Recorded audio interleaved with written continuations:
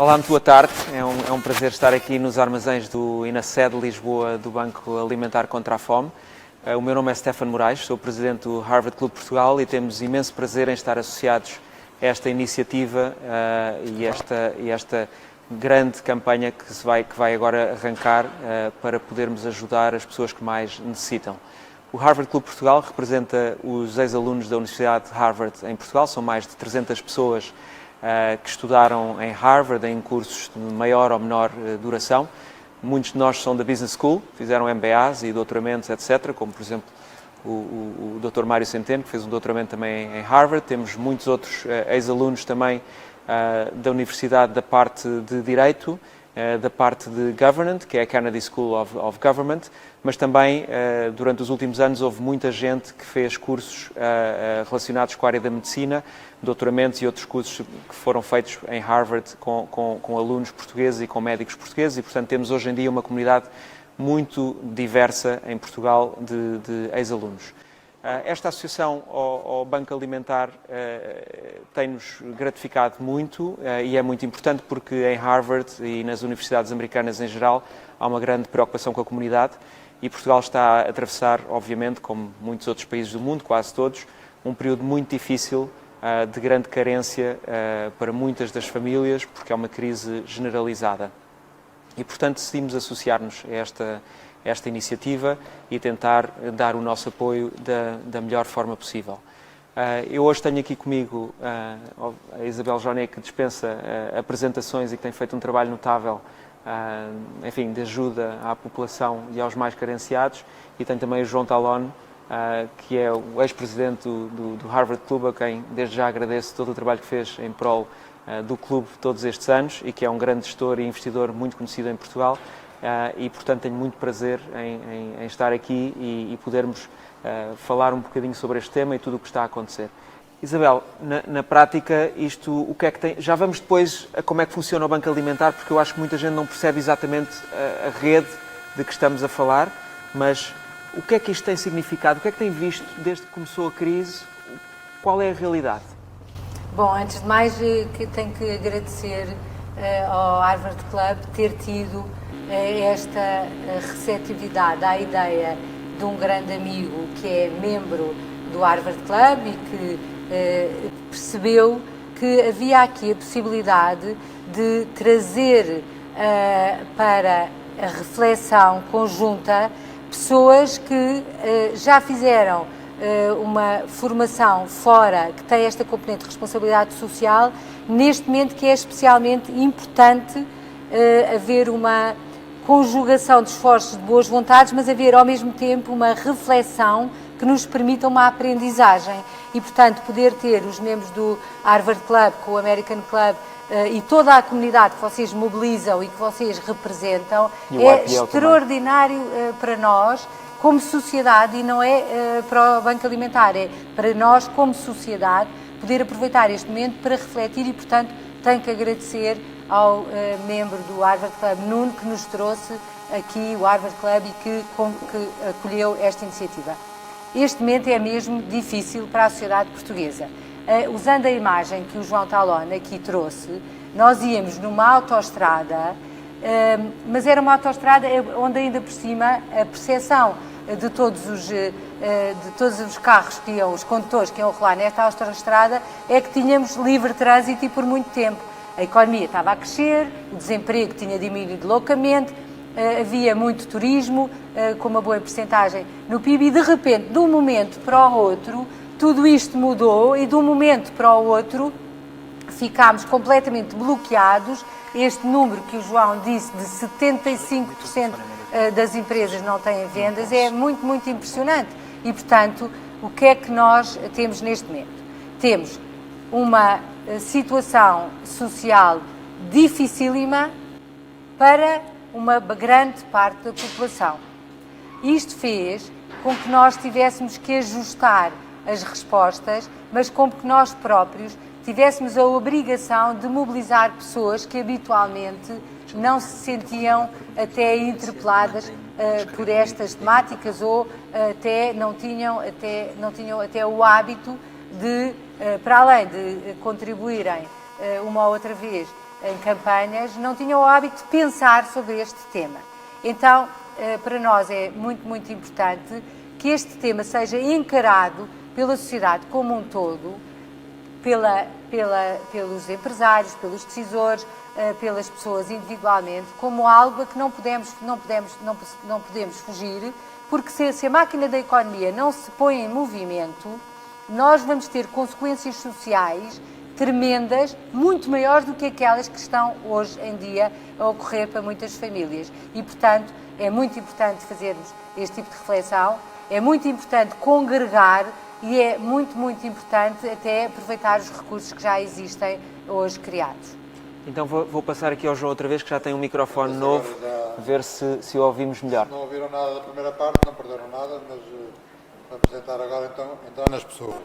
Ver qual é a consequência do quadro que eu dei para as empresas a nível das pessoas. Nós temos, Portugal tem uma população ativa, está bem agora? Tá? Portugal tem uma população ativa de 5,2 milhões de pessoas e antes do Covid tínhamos um desemprego de 6,7, 6,8%, que eram cerca de 350 mil pessoas. Quando foi feito o confinamento, no princípio do confinamento já estávamos a chegar, já estava a aumentar o desemprego, já estaríamos com cerca de 400 mil pessoas desempregadas. Com o layoff, como sabem, houve cerca de 900 mil postos de trabalho, a 1 milhão de postos de trabalho que requisitaram o layoff. Isto quer dizer que as empresas que requisitaram o layoff e que empregavam cerca de 1 milhão de pessoas tinham dificuldades, portanto, não iam ter a capacidade, com a queda bruta das receitas, de pagar os ordenados. Nem todas essas empresas foram contempladas, houve aí alguma complicação em termos administrativos.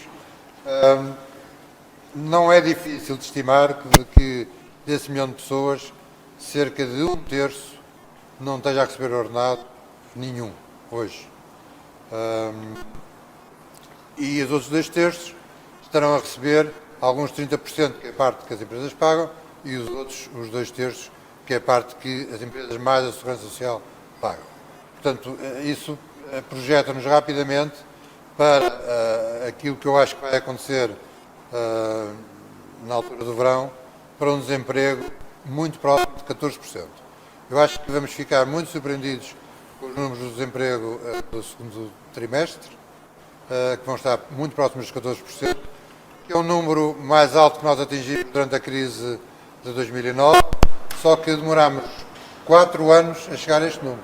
Ou seja, as famílias tiveram tempo para se preparar, para se adaptar, para ir para a terra, para arranjarem sistemas alternativos, que desta vez não tiveram, e de repente um conjunto grande de pessoas ficou os rendimentos reduzidos de uma forma ou total ou totalmente bruta. Portanto, isto é um drama social enorme. Eu acho que depois vai recuperar, o desemprego vai recuperar e dar os tais, a previsão que estava para o final do ano, do FMI, mas vamos passar por um pico bastante grande. Agora, eu, para terminar, ia falar num tema que a mim me preocupa muito e que vejo que se fala muito pouco cá no país. Há muitos artigos sobre a parte de saúde, há muitos artigos sobre a parte económica, vejo muito pouca coisa sobre a análise sociológica do que está a acontecer. Dá a ideia que nós não temos um mapa sociológico do país, que não sabemos quem é quem e onde é que está e que tipo de apoios ou de quadros de segurança é que têm, porque o que eu acho que é novidade nesta crise é que é uma crise que de repente atingiu toda a gente, apanhou todos de uma forma transversal. Há uma pergunta que as pessoas fazem: é uma crise democrática porque apanhou a todos por igual, ao rico e ao pobre, de uma forma transversal. Não é verdade. Não interessa se o vírus é democrático ou não. O que interessa é se as consequências desta crise são democráticas ou não são. E não são democráticas. Pelo contrário, há um artigo muito interessante do Bill Gates que foi publicado há cerca de 10 dias.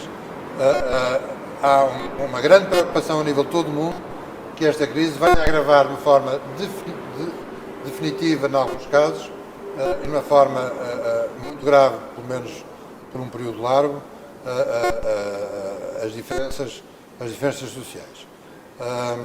Porque temos extremos de pessoas em relação às consequências que sofreram, de categorias de pessoas, de nichos, que sofreram com esta crise.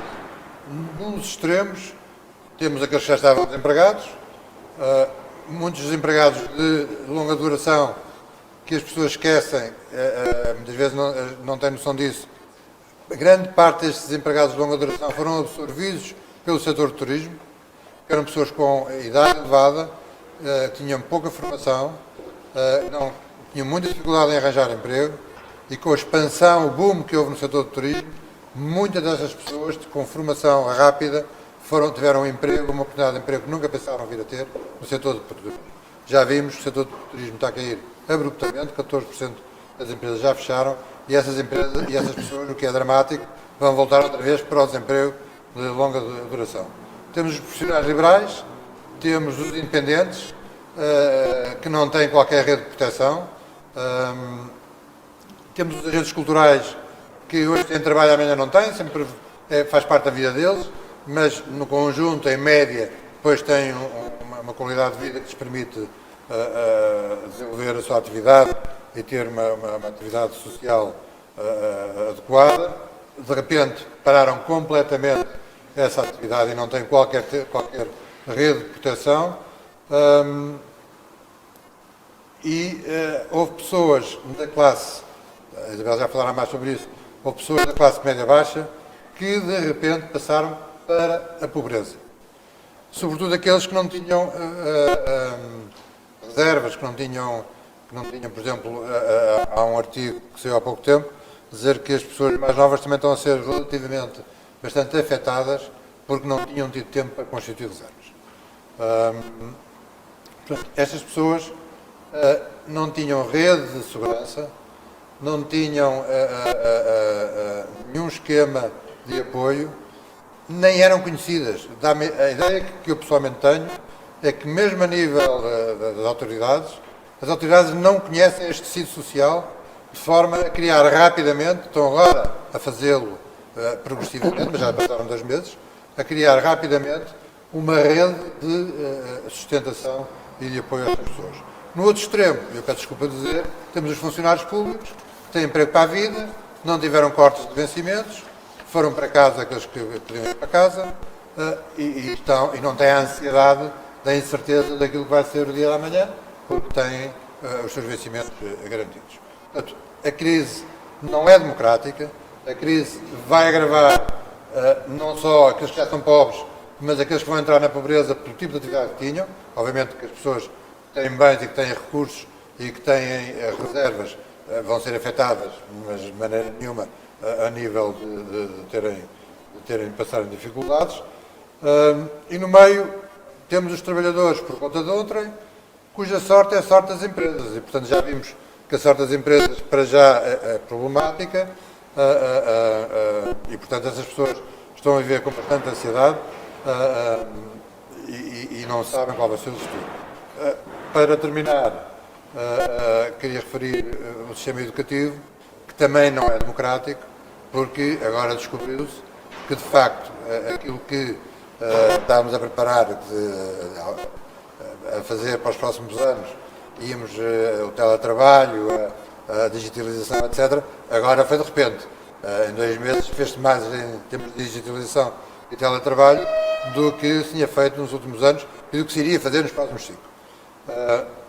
Mas descobriu-se que nem todas as pessoas são incluídas, que há muitos lares que não têm internet, que há muitas pessoas que não têm um computador por lar e têm 2 ou 3 ou 4 filhos e que as crianças não estão em igualdade de circunstâncias perante o ensino, na medida em que há uns que têm a possibilidade de terem aulas à distância interativas e há outras que estão, e embora o fizeram, a ter as aulas pela televisão, mas obviamente que o aproveitamento dos miúdos não é o mesmo e o choque psicológico para os miúdos é enorme. Portanto, eu acho que isto é um drama que ninguém sabe, eu acho que por mais informação que haja, ninguém sabe como é que vai evoluir. Pode haver cenários dramáticos, ainda mais dramáticos, cenários em que isto desaparece de repente, que vai ser tudo muito bonito. Eu espero que não seja nem uma coisa nem outra, não acredito na última e espero que não seja a primeira. Este enquadramento que eu tentei dar também era para tentar daqui chegar a uma conclusão que muitas vezes fala-se no desequilíbrio de rendimentos e é um combate ideológico, quase sempre ideológico. Eu acho que é mais importante que o desequilíbrio de rendimentos é o desequilíbrio da proteção social das pessoas. E é necessário e é fundamental haver um redesenho da proteção social, conhecer o tecido social que existe em cada país, em cada região. Portugal é dos países na Europa comunitária em que o tecido social está menos protegido e a ideia que eu tenho é que é pouco conhecido. E passava agora à Isabel para me explicar se já se está a sentir no seu dia-a-dia. Eu acrescentaria ainda, e vou passar à Isabel, que uma grande parte do tecido empresarial português são de pequenas empresas e que muitas famílias têm a sua própria empresa, não é? E, aliás, a questão das crianças estarem em casa, forçosamente, também não permite que essas pequenas empresas familiares operem, porque crianças pequeninas requerem realmente também muito apoio. Isso é mais um fator de exclusão e digamos, da promoção da pobreza em novos segmentos. Quem são a Isabel referiu já muitas vezes também nos mídias que há muita gente que nunca tinha, digamos, entrado em contacto com o Banco Alimentar, mesmo na última crise não o tinha feito, e que nesta crise existem novos pobres, existem novos casos de carência. No terreno, o que é que está a sentir? Quem são estas novas pessoas que estão agora a necessitar de apoio?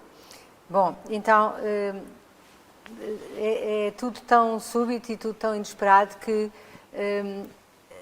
o que é que fizemos? Quando, de repente, houve que fechar muito o país, a sociedade, a economia, o que é que nós, no Banco Alimentar, e mais até com o apoio da Entreajuda, começámos a verificar que muitas instituições de apoio social tinham fechado a atividade.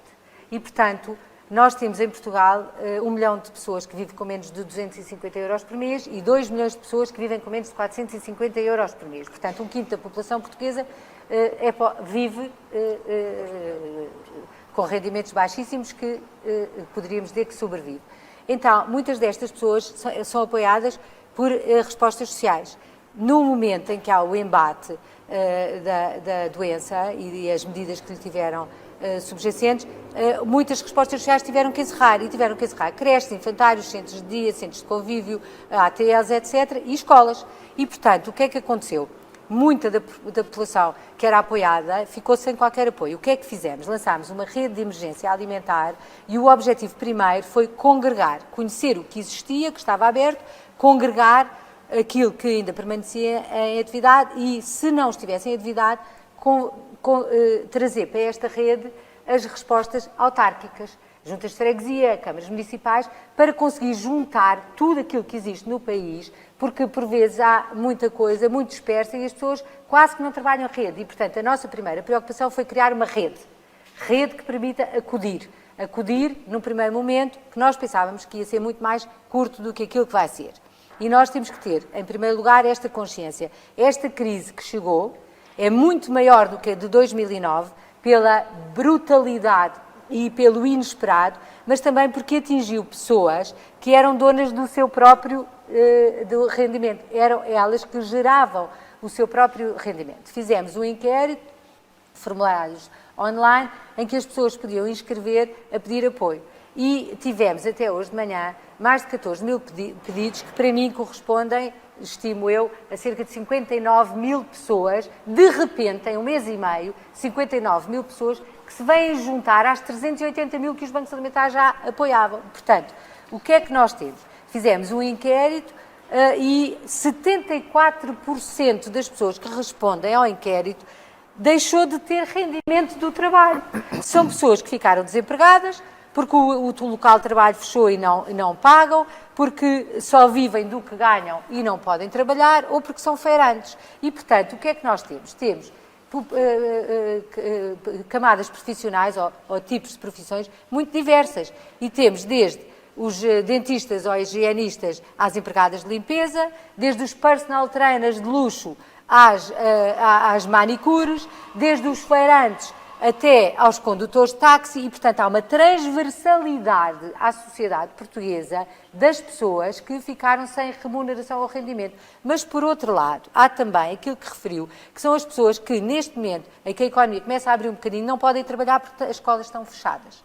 Ou as escolas, ou até porque, apesar de, em todos os concelhos, haver uma escola que possa garantir que fica com as crianças, as famílias não podem deixar uma criança na creche, agora no dia 18, quando as creches abrirem, e o outro filho, que é um pouco maior, noutro local. Estamos a falar de pessoas que muitas delas não têm carro, isto das pessoas mais carenciadas. E, portanto, muitas medidas foram muito bem tomadas, estão a ser, há uma adaptação, as estruturas públicas não estavam também à espera disto que aconteceu, mas neste momento o que é urgente? E eu acho que este apelo é muito importante no seio deste clube e das entidades que mobilizam. É preciso dar dinheiro às pessoas para que possam consumir, porque quando as pessoas consomem, põe-se a máquina da economia a funcionar.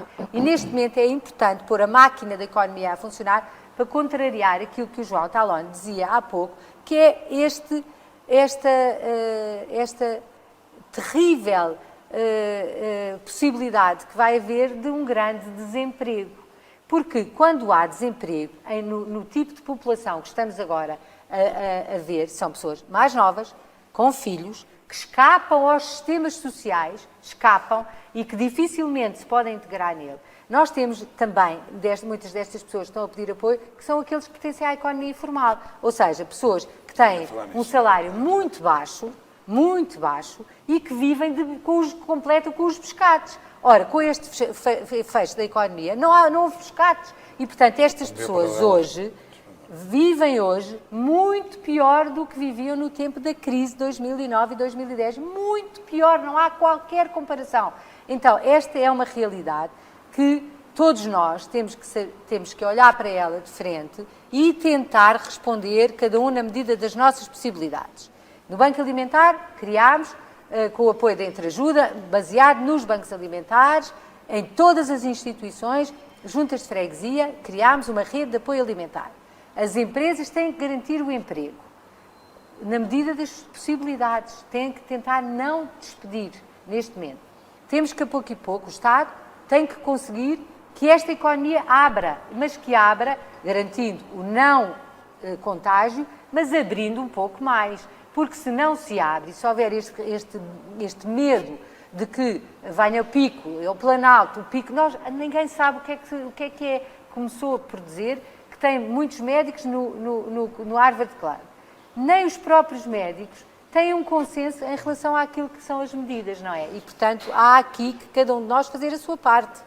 Antes de eu passar ao João sobre as medidas que podiam ser tomadas agora, muitas pessoas, eu diria, toda a gente em Portugal conhece o Banco Alimentar e o vosso trabalho muito meritório, mas na prática como é que isso acontece? Ou seja, vocês recolhem alimentos, neste caso vão recolher donativos, mas na prática depois como é que os alimentos e esses donativos chegam às pessoas? Porque eu acho que talvez seja um mistério logístico para muita gente. O Banco Alimentar é realmente uma organização baseada em processos e processos que são logísticos. E aquilo que fizemos foi constituir, ao longo destes 30 anos quase em que existimos em Portugal, primeiro temos 21 bancos alimentares que são independentes juridicamente e autónomos financeiramente, cobrindo o país todo. E estes bancos alimentares funcionam em parceria com instituições de solidariedade social, tão pequeninas quanto possível, que formaram uma rede capilar de apoio. E essas instituições é que levam o alimento à mesa de quem precisa. Ora, foi pelo simples facto de termos uma rede capilar de apoio de grande proximidade que hoje podemos dizer que conhecemos, graças ao trabalho incrível que muitas instituições fazem no terreno, que conhecemos a situação real de famílias carenciadas e que conhecemos aquelas que já eram apoiadas, mas que podemos encaminhar também para esta rede as muitas que chegam agora ao pé de sua casa. Ora, esta proximidade permite evitar fraudes, porque há uma grande capilaridade de proximidade. Em segundo lugar, permite ter a certeza de que estas pessoas, logo que puderem, deixam de receber o apoio. Porque aquilo que nós queremos é promover autonomias, não é criar dependências e assistencialismos. Então, isto só se pode fazer com uma ajuda que é integral. O apoio alimentar é fundamental, mas aquilo que nós queremos é que ele não seja necessário, porque as pessoas podem ser responsáveis pela própria vida. Ora, para isso tem que haver empregos, mas também tem que haver oportunidades. E estas pessoas têm que receber alguma formação que lhes permita reconverter-se. O caso que citou do turismo é muito interessante. Pessoas que são mais velhas, já não têm lugar no mercado de emprego, mas que puderam ainda pôr as suas competências e capacidades ao serviço de um setor que foi motor da economia e, portanto, nós não nos podemos esquecer que o turismo era quase motor da economia, mas que o turismo gerou uma coisa que foi extraordinária, que foi a confiança. Foi a confiança de um país e a confiança externa deste país, que tinha uma imagem extraordinária como um país onde era bom ir, estava na moda. Então, estas pessoas tinham orgulho de trabalhar no turismo, porque tinham orgulho do contributo que estavam a gerar para a sociedade. Nós temos que puxar para cima e temos que dar oportunidades a todas as pessoas. Não podemos só agora ter um discurso que é um discurso de miséria, de falta de oportunidades. Ao contrário, tem que se puxar as pessoas para cima, trazendo ao de cima tudo aquilo que cada pessoa pode ainda fazer e contribuir para a sociedade. João, não há dúvida que ao início, como não sabíamos e não era óbvio, e ainda não é óbvio, qual era o impacto, se era generalizado em termos de mortalidade na população, que era necessário fechar e, digamos, não permitir a propagação e nesse aspecto Portugal até tem tido resultados bastante melhores do que muitos outros países europeus. Mas eu gostava de focar aqui no ponto também que a Isabel mencionou, que é a questão da abertura mais rápida ou mais lenta. Tendo agora em consideração que já sabemos que, infelizmente, a taxa de mortalidade é alta, mas bastante concentrada em alguns segmentos da população, quais são as medidas que se podiam tomar neste momento para se recuperar e para se evitar a segunda grande emergência e a segunda grande crise, que é esta crise realmente de pobreza generalizada numa grande parte da população? E Portugal já tem muita pobreza e agora está-se a generalizar ainda mais. O que é que se devia fazer, o que é que se poderia fazer no sentido de equilibrar esta equação que não tem que ser antagónica? As notícias não são boas porque não há experiência em parte nenhuma do mundo daquilo que nós estamos a passar. Nunca aconteceu isto, foi de repente o mundo parar em simultâneo, praticamente com a diferença de 3 vezes, e ninguém sabe, porque também não há experiência disso, como é que uma economia mundial que paralisa, ou quase paralisa, se põe outra vez a trabalhar. Nessa frase que há bocado disse a metáfora do Luís Cabral, para a paragem do semáforo no meio da autoestrada, ele depois termina e diz: e agora imaginem que o semáforo se mete verde. Quanto tempo vai demorar a que a autoestrada e o tráfego na autoestrada normalize? Ninguém sabe, porque há imensos aspectos que vão impactar. Há bocado a Isabel estava a dizer do consumo. O consumo também tem a ver não só com a capacidade financeira, mas também com a situação psicológica de cada um. E as pessoas estão com medo. E hoje as pessoas que puderem aforrar vão aforrar provavelmente, não vão consumir. Não sei se vocês viram ontem e anteontem na televisão, mete pena aquelas lojas pequeninas em que o dono é praticamente o empregado único, é ele, a mulher, ou a filha, etc., em que, com tudo arranjadinho, entrava a televisão lá dentro e ele dizia: estou aqui, ainda não tive nenhum cliente. Mete pena, é uma tristeza. Agora, o tempo que isto vai demorar, ninguém sabe. Eu acho que são mais fatores de caráter psicológico do que propriamente medidas de caráter económico. As medidas de caráter económico foram delineadas para uma primeira fase que está a ser executada, podia ter sido um bocadinho mais rápida. Eu acho que está muito bem concebida pelo lado da economia, pelo lado de quem tem que executar, que foi o Ministério do Trabalho, a Segurança Social, por um lado, e por outro lado os bancos e as garantias mútuas. Está a demorar mais tempo do que deveria, mas pronto, está a ser executada. para tentar fazer aquilo. Nós, neste momento, só temos uma hipótese, é tentar minimizar os danos. Neste momento, continuamos na fase em que temos que tentar minimizar os danos, temos que tentar ajudar as pessoas que precisam, enquanto vamos abrindo. A abertura, o ser mais rápido ou menos rápido, não tenho a certeza que tenha um grande impacto económico. E, por outro lado, se este calendário de 15 a 15 dias permite, não, é uma questão científica que eu não estou habilitado para me pronunciar, permite ir monitorizando que impacto é que isso está a ter ou não está a ter a nível da população infectada, acho que é equilibrado fazê-lo. Provavelmente, e se Deus quiser, esse impacto não será grave, não acontecerá aquilo que aconteceu em Singapura, mas que há razões, e sabe agora, hoje, porque é que aconteceu, e provavelmente poderá ser acelerada a abertura. Agora, Portugal é um país que virá para o exterior. É um país em que metade do produto tem a ver com trocas com o exterior, quer exportações e importações, quer o turismo, e, portanto, também não nos interessa, quer dizer, não ganhamos nada em abrir se os nossos parceiros não abrirem. Temos que tentar, e aí espero que setor a setor estejam a ser montadas as estratégias adequadas, por exemplo, no turismo. Eu acho que nós não podemos desistir do turismo. O turismo tem que continuar a ser a nossa força e a nossa mola de desenvolvimento, porque temos características únicas para o turismo. Não é por ser mais fácil ou ser menos fácil, é que o país tem, de facto, características únicas para o turismo. Ninguém vai fazer turismo para o norte da Noruega. Podem ir 1.000 ou 2.000 pessoas, não vão milhares ou milhões de pessoas. Nós temos um custo de vida adequado, temos um bom clima, temos gente simpática, temos uma boa comida, temos todas as condições para voltar a retomar. Temos um país seguro, temos um país que eu acho que é uma boa imagem pela maneira como gerimos esta crise, por exemplo, em comparação com a Espanha, que é o nosso grande concorrente turístico na Europa. Acho que o turismo, temos a ganhar com isso, eu escrevi isso num artigo do Observador há cerca de 3 semanas, o turismo de longa distância vai ser o mais afetado. Eu acho que os destinos exóticos não é propriamente aquilo em que eu apostaria para os próximos anos e, portanto, acho que aí temos uma oportunidade única, que é estarmos muito próximos dos centros emitentes de turismo, quer na Europa, quer nos Estados Unidos, sermos um país seguro, com boa imagem, com uma facilidade de rapidez de deslocação e de acesso rápida. Com a Europa temos uma vantagem, é que as pessoas têm a noção que os aeroportos fecharem, metem-se no carro e vão-se embora. Enquanto, por exemplo, tenho amigos, todos nós têm, que estão nos Estados Unidos, estão no Brasil e não conseguem voltar, estão à espera para conseguir voltar. Na Europa isso não acontece.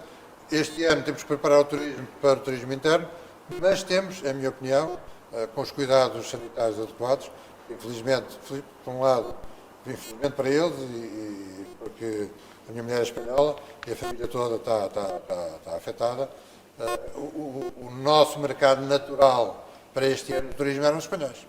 São os espanhóis. Que por duas razões. Primeiro, estão aqui ao lado e segundo, querem sair de Espanha. Os espanhóis querem sair de Espanha. Estão saturados com a Espanha. Com aquilo que se passou em Espanha, com a confusão que lá está. Agora, o problema com os espanhóis é que temos que ter um controle sanitário na fronteira bastante grande. Portanto, eu acho que, eu disse isso há 3 semanas, quando escrevi, eu acho que provavelmente está a acontecer.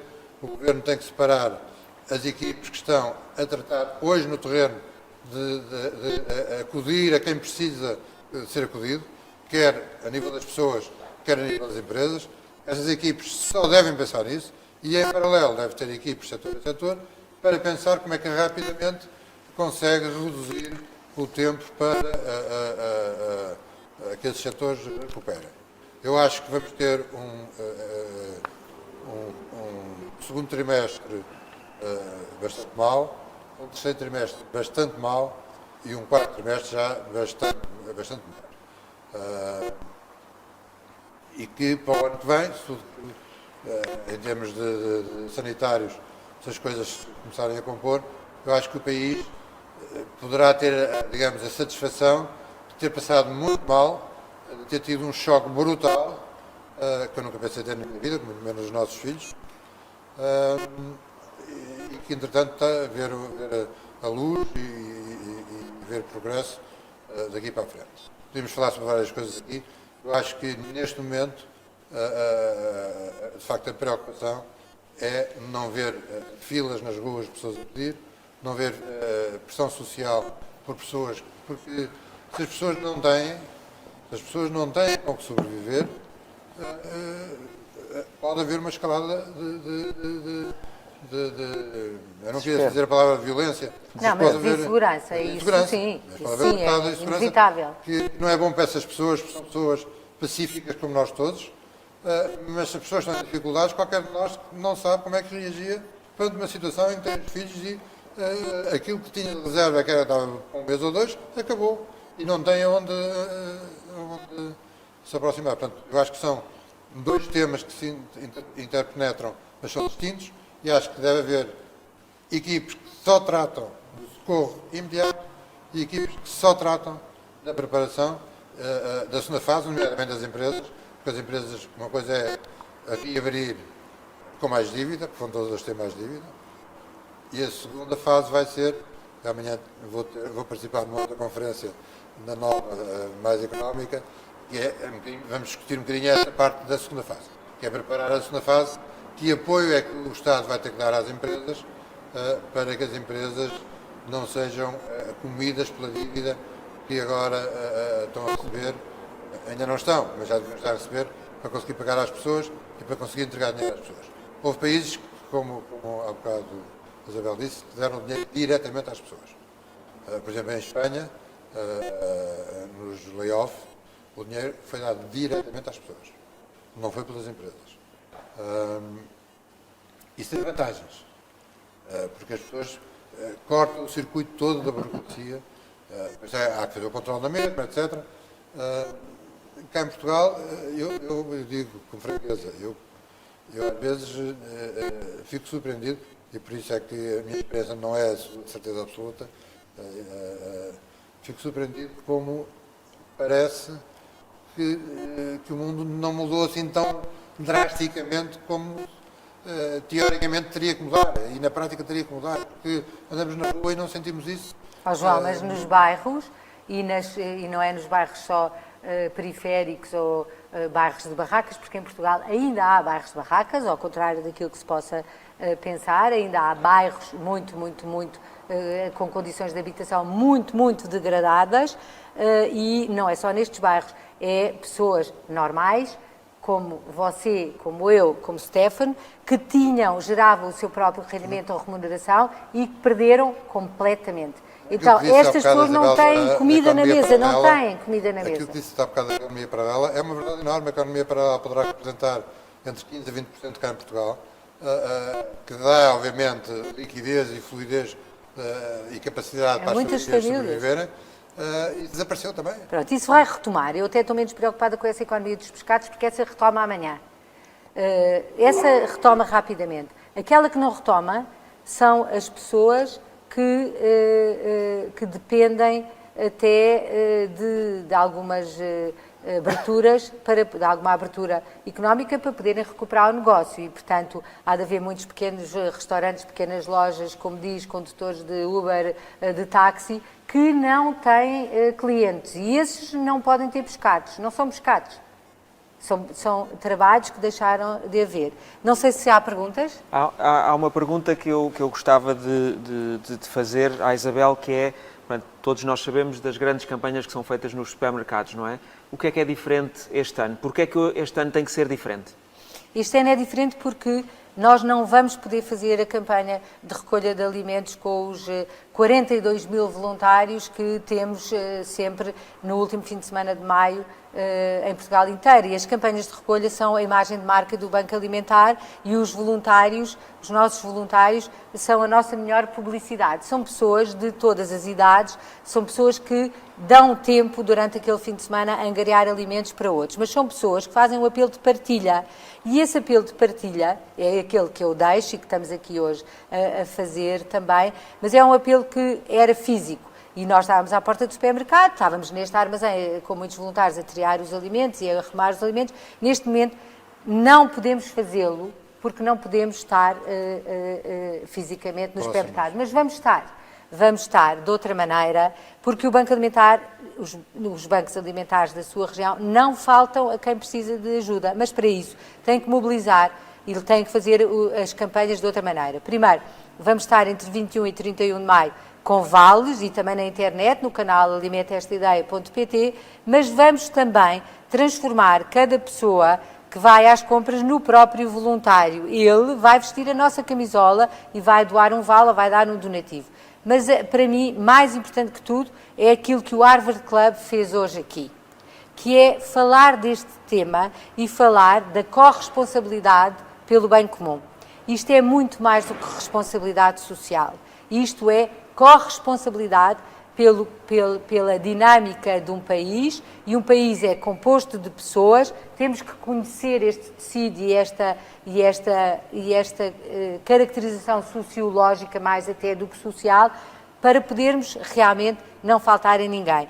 E, portanto, eu volto a agradecer esta iniciativa que, de certeza, permite levar esta ideia de que podemos participar, seja doando, fazendo um donativo, através das campanhas que foram abertas para os bancos alimentares, doando alimentos no canal online ou com vales, mas, sobretudo, sabendo que cada um de nós pode fazer a diferença na vida de uma família que hoje em dia sofre, passa mal e vai passar mal ainda durante uns meses.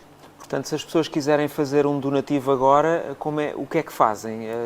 Quais são os canais que têm para as pessoas poderem doar fundos? Neste momento é simples. Se quiserem doar alimentos, vão ao canal online www.alimentestaideia.pt.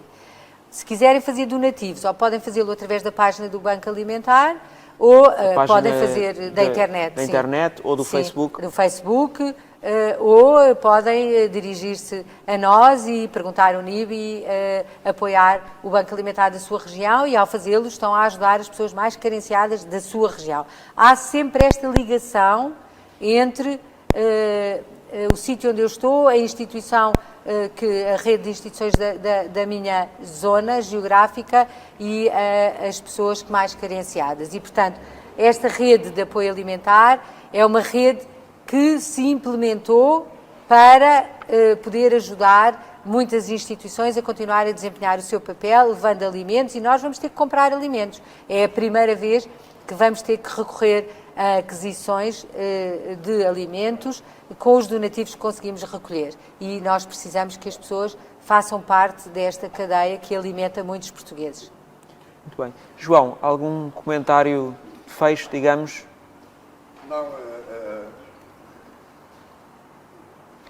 as pessoas que estão nesta conversa são pessoas, muitos deles estiveram na frente de batalha porque são médicos e passaram este período todo na frente de batalha do lado da saúde.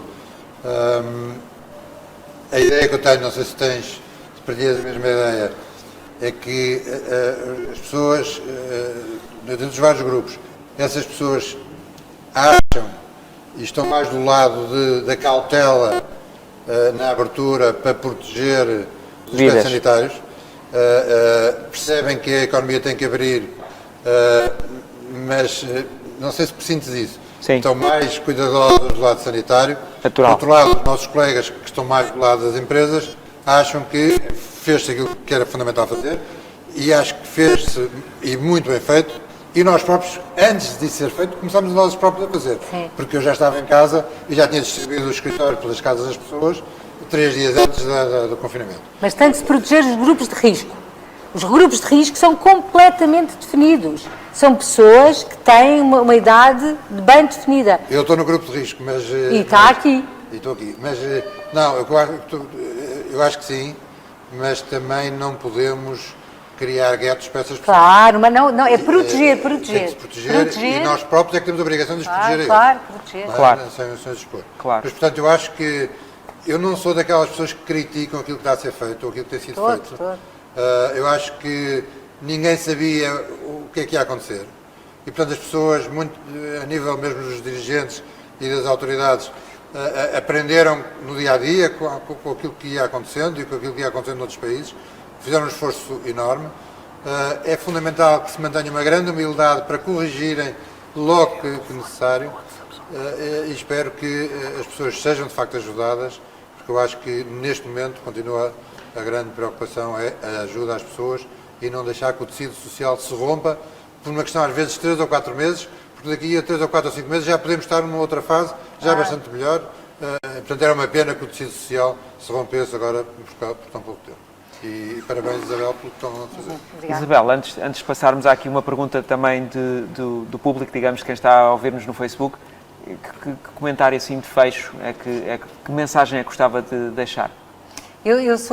Deixo sempre mensagens de esperança.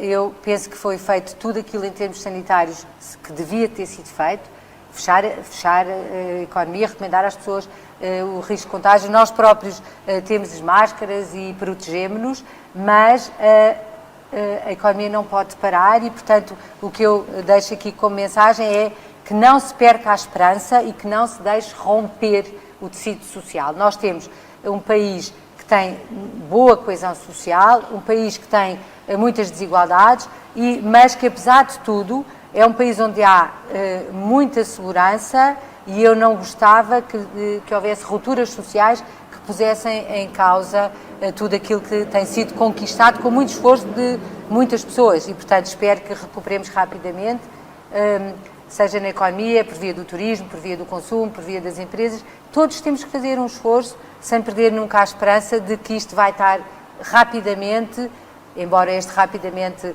ainda seja um par de meses, ultrapassado e que vamos todos juntos, continuar a viver neste país que é o nosso e pelo qual todos lutamos. Sim. A pergunta que surgiu aqui foi, além de doar ao Banco Alimentar, o que mais se pode fazer, o que mais pode a sociedade civil fazer? Existem outras ideias, nomeadamente apoio aos pequenos negócios, etc., que a sociedade civil possa fazer? Algum comentário com relação a isso? Penso que nós não podemos pensar...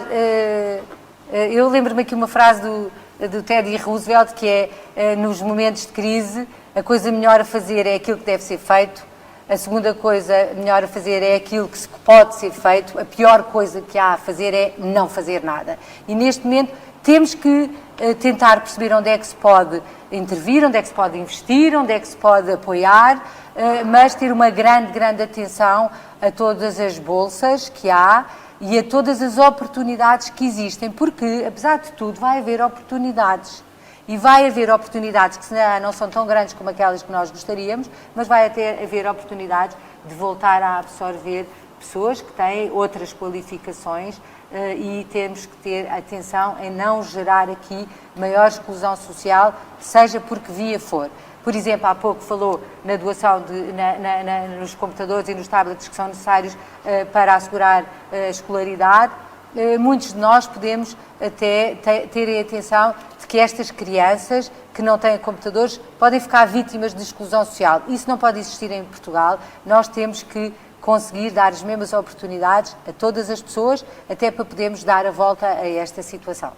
Muito bem. Eu queria agradecer ao Banco Alimentar e à Isabel e ao João por nos darem a oportunidade de estarmos associados. Queria também deixar aqui uma palavra para o American Club of Lisbon e aos membros do American Club que já fizeram muitas doações, bem como também os membros do YPO Portugal, que também divulgaram esta oportunidade e se associaram, e obviamente aos membros do Harvard Club que participaram e muitos deles já fizeram também as suas doações, algumas diretas para o Banco Alimentar, outras via o nosso fundraiser do Facebook.